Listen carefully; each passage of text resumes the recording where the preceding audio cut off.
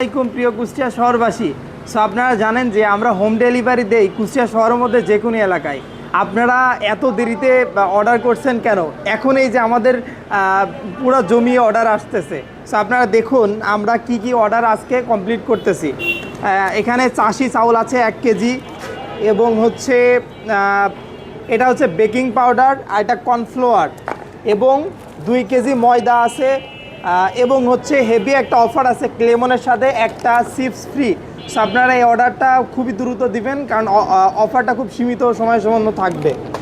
So এখানে হচ্ছে বসুন্ধরা তেল আছে, এটা নিতে পারবেন, এবং হচ্ছে বেসন আছে 1 কেজি, চিনি হবে 2 কেজি, এবং লাচ্ছা সেমই নিতে পারবেন।